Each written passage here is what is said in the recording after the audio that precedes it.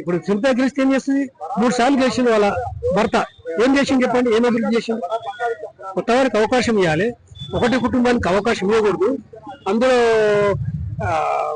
పాత వాళ్ళ భర్తనే చేయలేకపోయింది, ఇప్పుడు ఈమెం చేస్తుంది?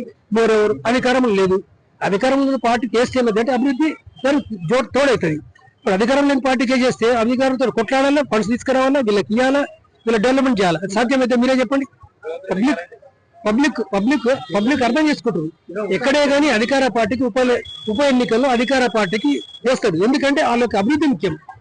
ఇప్పుడు సింపతి అనేది ఆల్రెడీ ఆయనకు 3 సార్లు అవకాశం ఇచ్చింది, ఇంకా సింపతి అనేది ఎక్కడ ఉంటుంది చెప్పండి? మరి రేవంత్ రెడ్డి గ్యారంటీలు ఎవరు అంటే సరిగా తీర్చలేదు, రేవంత్ రెడ్డి గ్యారంటీ అంటే సాల్వ్ కాలే అని చాలా మంది పార్టీ వాళ్ళు అంటున్నారు. సో దానికి ఇచ్చే మీ సమాధానం ఏంటి? ఇప్పుడు రేవంత్ రెడ్డి ఇచ్చినటువంటి హామీలు ఏమి అమలు కానీ మీరు అంటుంది. బీజేపీ ఏం చేసింది? స్టార్టింగ్ లో ఒక్కొక్కరి ఖాతాలో, బీద వాళ్ళ ఖాతాలో 15 లక్షల ఓట్లు 15 లక్షల అమౌంట్ నల్ల డబ్బు తీసుకొచ్చి స్విస్ బ్యాంకు తీసుకొచ్చి జమ చేస్తాను. చేసిందా? ఇప్పుడు మళ్ళా బీఆర్ఎస్ కూడా ఎన్నో హామీలు చెప్పింది. ప్రతి కాన్స్టిట్యూన్స్ కి ఒక 100 బెడ్రూమ్ కట్టించిందా? ప్రతి కాన్స్టిట్యూన్స్ కి ఒక గురుకులం కట్టించిందా? ఇట్లా కోకొల్లు వాళ్ళు ఇచ్చిన హామీలు కోకొల్లు. రాజకీయ పార్టీ అన్నప్పుడు హామీలు ఇస్తూనే ఉంటారు. దీంతో బీదలకు లాభం ఉందా లేదా?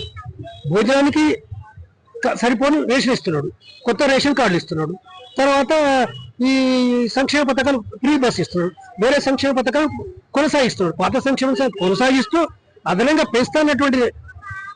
అటువంటి రూపాయలు పెంచలేకపోతుంది. ఎందుకోసం అంటే ఈ రోజు రాష్ట్ర యొక్క బడ్జెట్ ఆర్థిక పరిస్థితికి దానికి జోడించి మీరు చూడాలి. పబ్లిక్ అర్థం చేసుకోవాలి. రాష్ట్ర ఆర్థిక పరిస్థితి ఏంది పెంచాలని కుతూహలం ఉన్నది. రేవంత్ రెడ్డికి ఉన్నది, కాంగ్రెస్ ప్రభుత్వానికి. కాంగ్రెస్ అంటే పేద ప్రభుత్వం, కుతూహలం ఉంది. అక్కడ కుండలో అన్నం లేని ఎంతమందికి పెడతాం? 10 మందికి అన్నం ఉంది, 100 మంది పెడతాం. అందుకోసం మెల్లమెల్ల వండినాక తయారు ఓపిక పట్టాలి. ఇప్పుడు అందరు కొండెంత వరకు ఓపిక పట్టాలి.